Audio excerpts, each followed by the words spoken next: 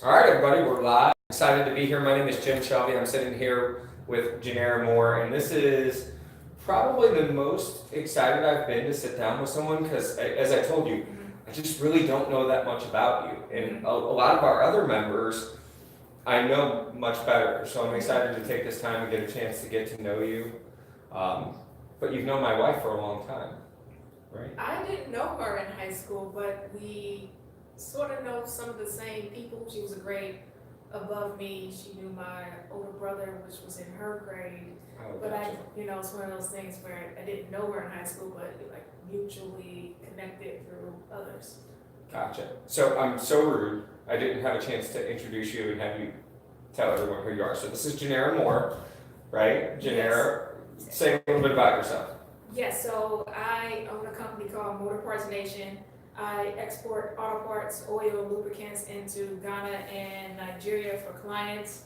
I just kickstarted a program for mechanics where we're starting a retirement program for mechanics in those countries. The loyalty program is basically if they spend minimum of $500 a month in product from my company, I will apply the minimum premium insurance to their retirement account every month. And none of these guys have retirement, so they're excited. They're bombarding me to get started and come back out there and do some good things. Yeah. So why Ghana? Where else did you say Ghana? And where? Nigeria. Nigeria. Why those two countries? The market is untapped, even though they don't have a manufacturing facility, so they always rely on imports. I spent many years living in Dubai, and I noticed how a lot of traders coming from Africa would go to Dubai, and people think that Dubai is, people and their wealth is built on oil. The oil was really just for the royals to live on, the resources of the land for them. Other business people, they depend on trade or construction, and trade is big in that metropolis because a lot of people like to travel there for business and for pleasure. So they get a lot of people from different parts of Africa, and they spend a lot of money in their economy per year. So In Dubai? Yes. Okay. So I caught on to, hey, because I used to go out there, and when I was living out there, I would ask people, how did your family make money? How did your family become wealthy? And they said, well, we were into this, we're into that. And it was all linked to trade, some type of trade. So how did you end up in Dubai? Let's go back. So where'd you go to high school? I went to high school in Ladue. Okay, and then where did you go from high school? How did you After high school, timeline us? After high school, I moved to Atlanta. Went to college there, Clark Atlanta University, then transferred to Georgia State, graduated from Georgia State, stayed in Atlanta for over 10 years. I can't say I had the opportunity to go to Dubai, but what happened was in Atlanta, I was booking celebrities for different events in DC and northern parts of Florida. And randomly on Facebook, this British guy contacted me and asked if I knew some celebrities that would like to come to the first annual Abu Dhabi Grand Prix. This was like 2009, and I ended up getting Janet Jackson at the last minute. And then next thing you know, I'm over there, and I come back to the States, and I said, oh, seems like it's potential in that market.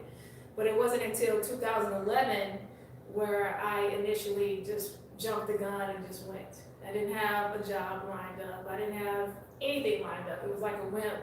And that whim took me from, starting at a small scale to doing some of the major events in the country. So by the time my second year came about, I was doing a Dubai World Cup, which is the biggest social event in Dubai.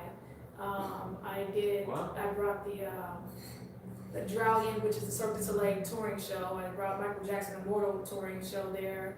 I booked a lot of celebrities for festivals, and I was just, doing things off the whim.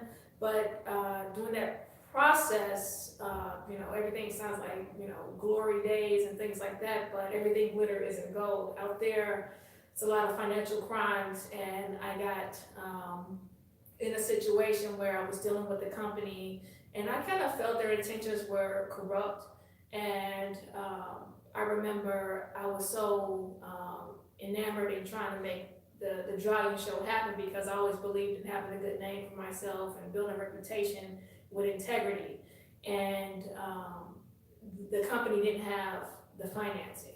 So not only did I get the show, but now there's no financing because they don't have the money. So I made a phone call to a colleague in Qatar, which is the neighboring country to the UAE, and there was a connection made. I met these guys, and they pulled off $2.5 million in 2 weeks. I saw none of that money. It was basically from downhill from there for that situation. But the blessing came after that. I mean, I was devastated. A lot of people were devastated. It wasn't my fault. They, just crooked people. And what ended up happening was I ended up getting a job offer to work for the government there. And we started doing Royal Family events and started doing like a lot of major events. And that company is a huge, it's a real estate development company. They're heavily funded. And that opportunity brought the blessing to work with some real deal, serious people in town that had a lot of clout. So it was definitely a growing phase for me, and I learned a lot from living in that country. And it was, very, very good things despite of the financial crimes that go down there. Because I had to learn that not only my situation, but other people had faced much worse than what I did in those situations. What brought you home? I was pretty tired of being out there. It's a transient place. You know how in college you have people, some people you may see first year, freshman year that are gone, second year, all the way up to graduation stage. It's always the rotation of new people in college. Right. That's what that town felt like. It felt like because people were leaving all the time. So you got close to people, they leave. It's a transient place. People just go there, and sometimes they stay for a long time. For the most part, people leave. So I felt it was time for me to come back to the United States. Gotcha. How long is the flight? Depends on where you're flying from. I would say they're average 12 hours one way. Gotcha. So how did you transition from working for the government in Dubai to owning your own business in the US, exporting motor oil, lubricants, and car parts? Well, before I left Dubai, I got into it there. I was importing Lexani luxury motor cars. It was like a part of our business. We were trying to bring different brands into the market, what would fit, what would be new, what would be innovative.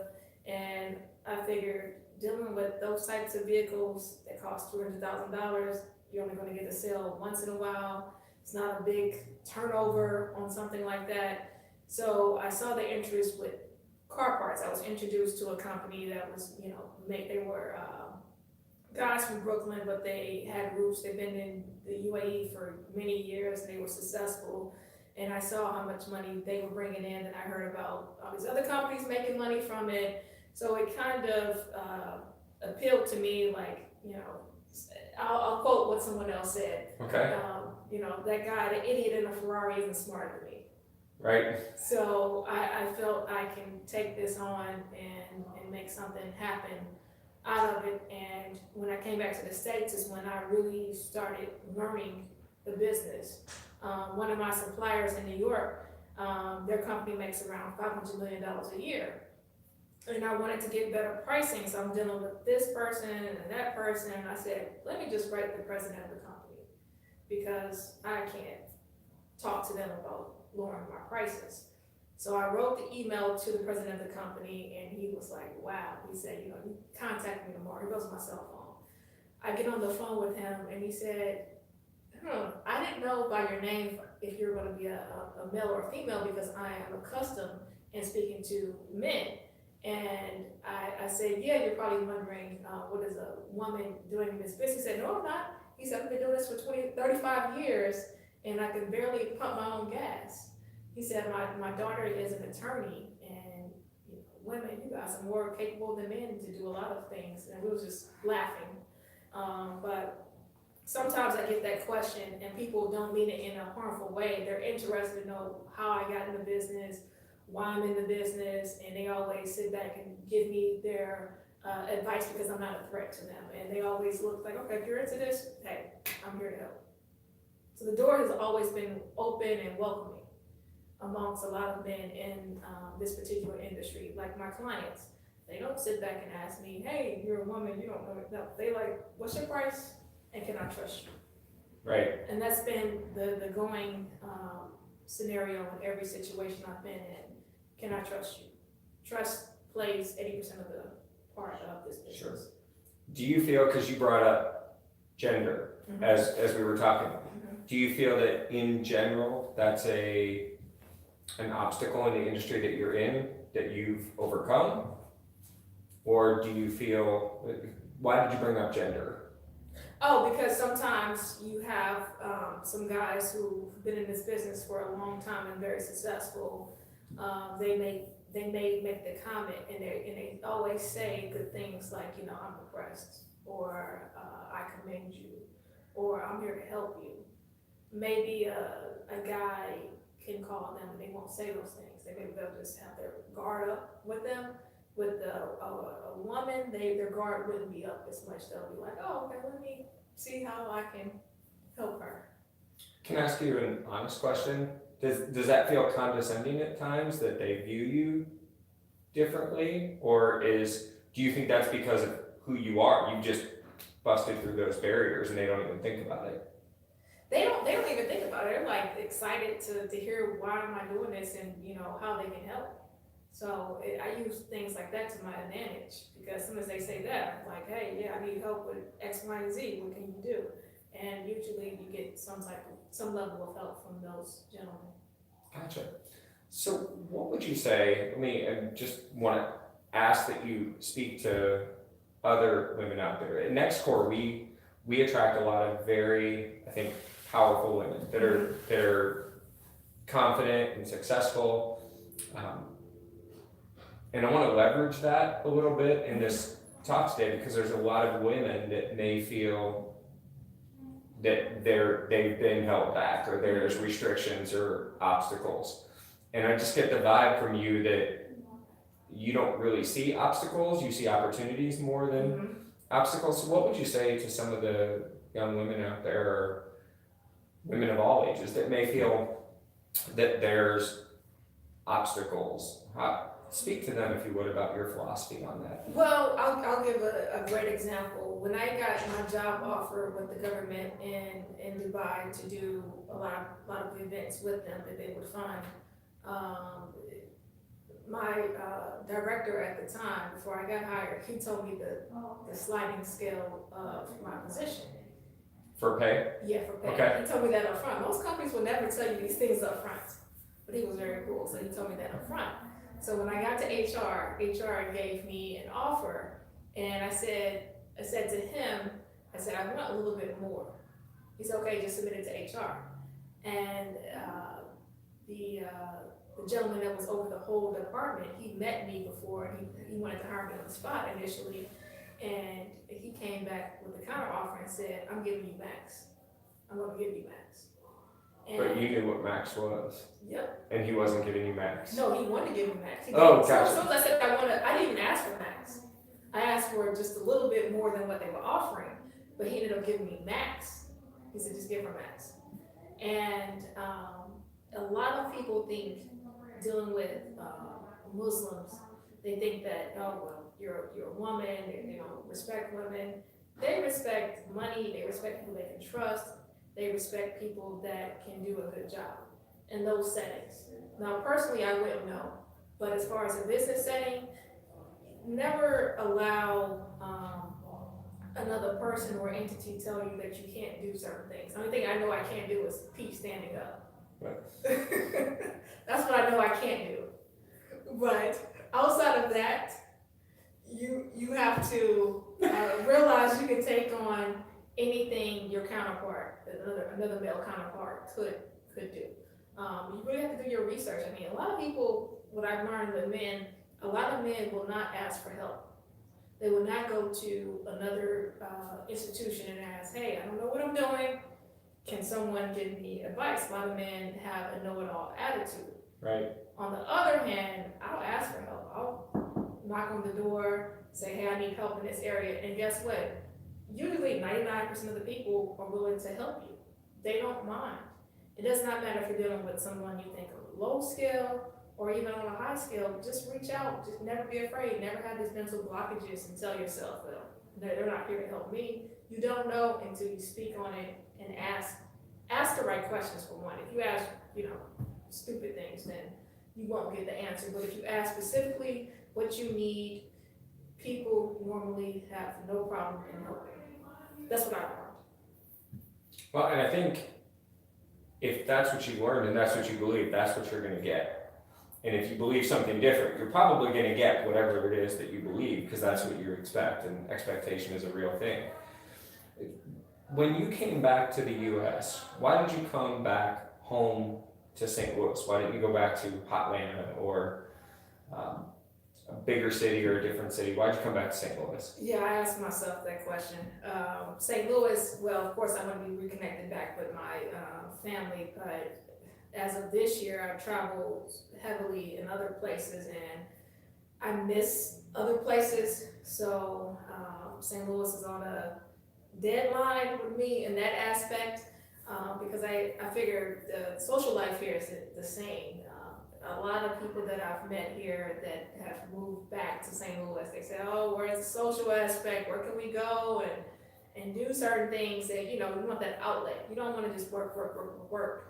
But St. Louis has allowed me the opportunity to get help from my company. St. Louis has allowed me to get focused, because if I was going to Atlanta, I probably wouldn't be focused on at the stage I'm at right now. But eventually, when I'm at the stage where I felt I've arrived, then I can not be so focused and enjoy certain things.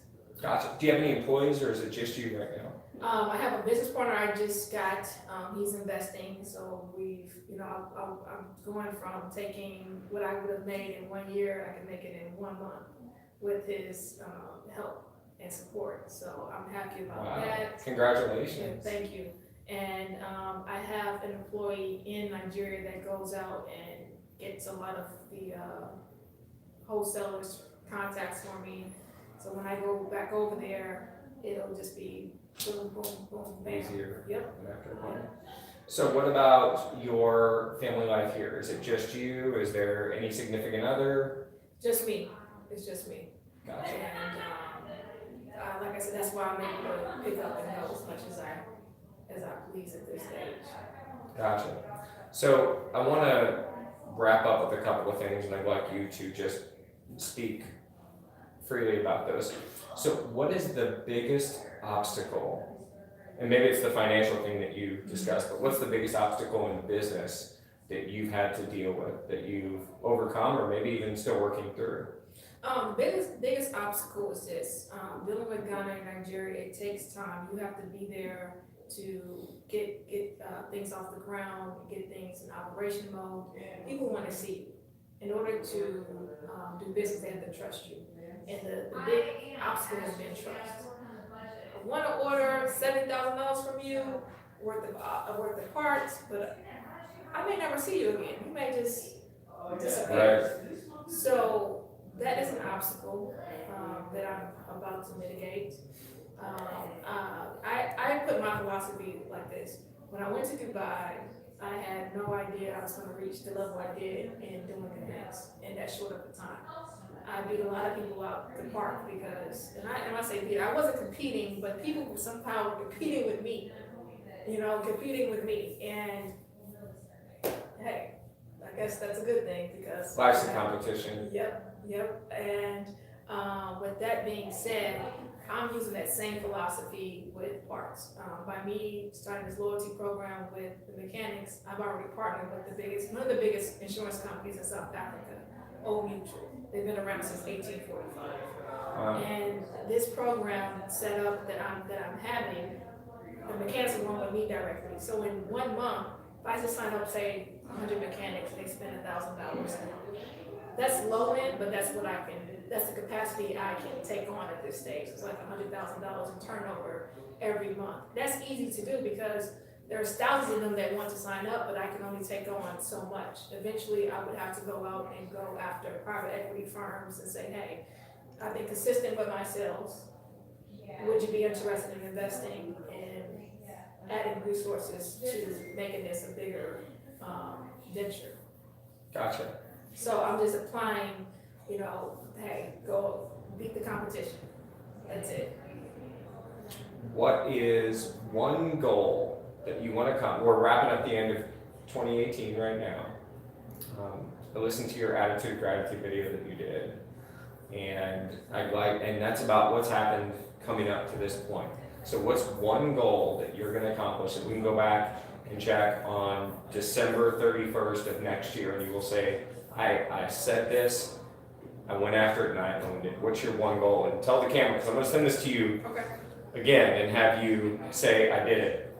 Consistency, being a giver, learning to be patient, learning to be a better individual, being more open, just living my life with integrity. I believe that is the core of personal life and in business aspect, and I want to be glowing in that. Awesome. And I'll send that to you. Okay. A little clip of that.